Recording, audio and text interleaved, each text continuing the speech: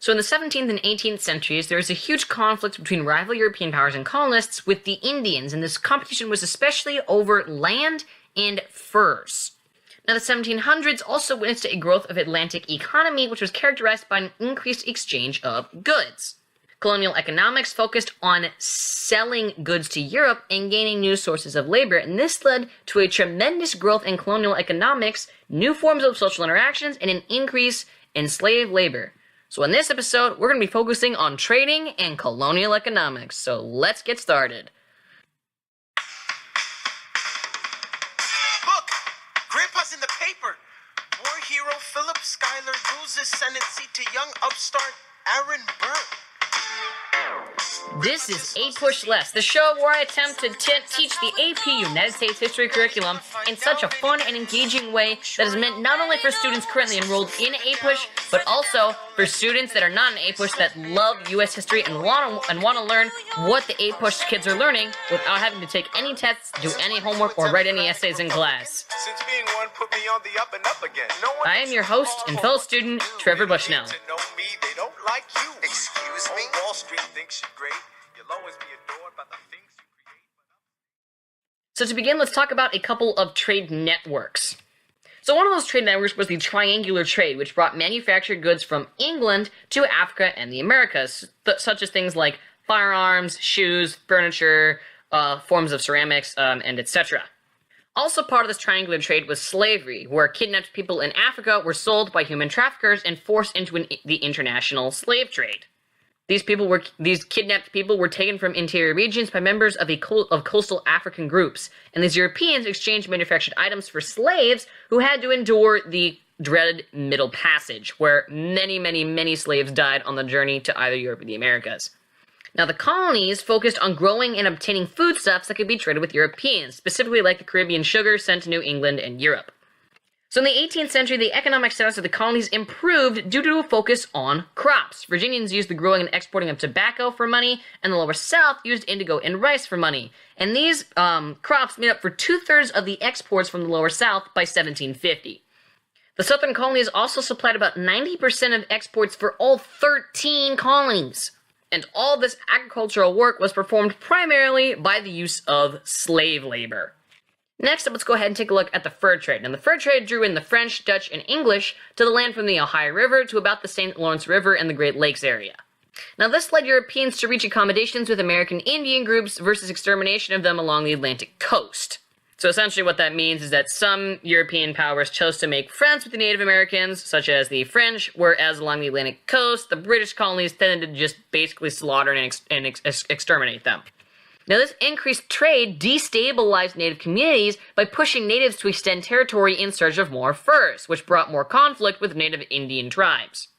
As such, this leads to an increase in warfare as Indians fight for territory and trading privileges. Now, in the 18th century, Pennsylvania and New York developed cultivation of wheat and cereal crops to export to Europe. Now, as opposed to the southern colonies, which focused on slavery, the middle colonies relied on indentured servants and what were known as redemptioners. Redemptioners were people who promised to pay for their passage to the New World either by borrowing money or by contracting for several years of servitude. Now, this has added disadvantage to indentured servitude because indentured servitude could figure out their plan before they left, whereas redemptioners came tired, hungry, and sick, and in no position to argue for a position. Or money, for that matter. However, once they were free, redemptioners thrived specifically in Pennsylvania. Okay, so now let's move on and talk about the economy in the New England colonies. Now, farmers grew crops for local consumption. Salted fish also made up for about 1/3 of all the total exports from New England to Europe. Livestock and timber also made up for another 1/3 of the total exports from New England to Europe. The New England colonies also acquired molasses, in which they distilled it to create rum, which was an important export after 1700. Now, towns in New England grew into commercial centers to engage with Atlantic trade. The population was still mostly Puritans from the migration in the 1600s, but many of those New England peoples ended up leaving the region in the 1700s. The New England colonies grew through natural reproduction in the 18th century. However, it was less rapidly than that of the middle and southern colonies. And for those of you that don't know what natural reproduction is, I was just putting it in kind terms. Just figure it out on your own. Now, European colonial expansion dramatically altered the culture of the Native Americans. Trade and disease completely reshaped entire Native communities. Now, some Native American communities were completely decimated by disease, while others maintained still high population levels. The choices made by those natives played an important role in the outcome of the increased contact with European colonists. Now, one of those Native American tribes that got altered because of European colonial expansion was, I don't know how to pronounce it because I'm bad at pronouncing Indian names, so I believe it's the Catawba. Definitely know I'm spelling it wrong, but if you get the show notes, you know the spelling of it and know what I'm talking about. We're going to call them the Catawba Indians, because I don't know how to say them. They tended to make themselves useful by selling goods to South Carolina, such as pottery, baskets, and moccasins.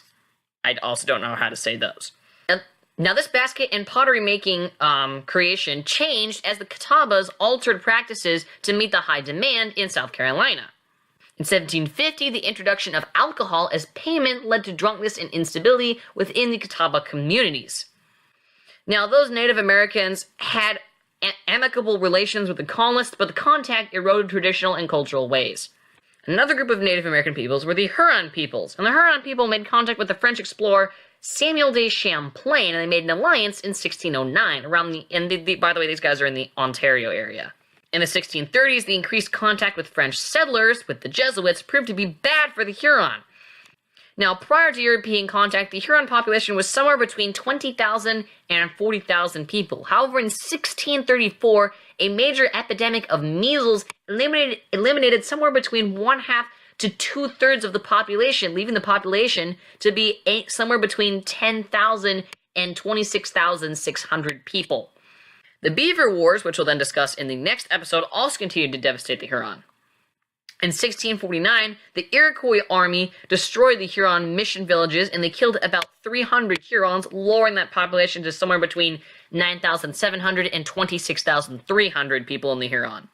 The Huron ended up fleeing to an island in Georgian Bay, Ontario, and large numbers died due to harsh conditions and the lack of food. As such, they resettled in Quebec, which is around the upper Lake Michigan region. However, this does go to show that the intensity of new European warfare ruined traditional methods of American Indians that were used for resolving conflicts. As such, entire communities were often destroyed and or relocated. And that's how trading worked in the colonial American times. Mr. Vice President, Mr. Madison, Senator Burr. What is this?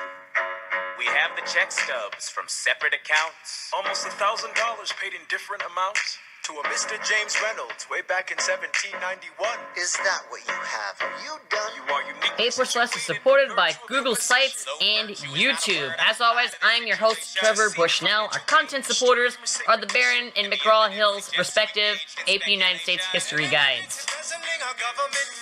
The music from the show is from Hamilton's original soundtrack for the original Broadway cast. Honestly, I figured if I'm going to play any songs on here from now on, it's gotta be, this has the best connection. This is based off of American history. You have nothing I don't have to. Plus, they have a good soundtrack, and they kind of revolutionized Broadway, in my opinion. If I can prove that I never broke the law, do you? But anyway, if you'd like to find show notes and other resources and updates, those can be found at sites.google.com/site/APUSHLESS. I post the shows there, I post the show notes there, I post other resources there, and I also post updates on the show, whether it's when my podcasts are coming up, and or when other bonus videos come up, and any other changes to the show and stuff like that, or the website.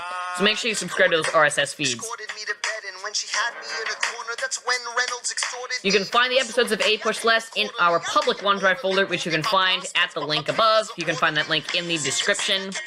It's basically just go to the link I just said before, and click on the episodes tab. You should be able to find that link there.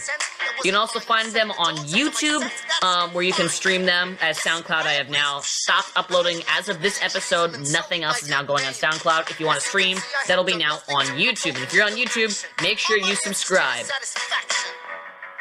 If you'd like to contact us with any questions or reviews, feel free to email us at feedback.apushless@gmail.com, or go ahead and leave us a comment if you're watching YouTube. We are a group of nerds based out of the Pacific Northwest town of Ferndale, Washington. Thanks for watching, and I'll see you guys next episode.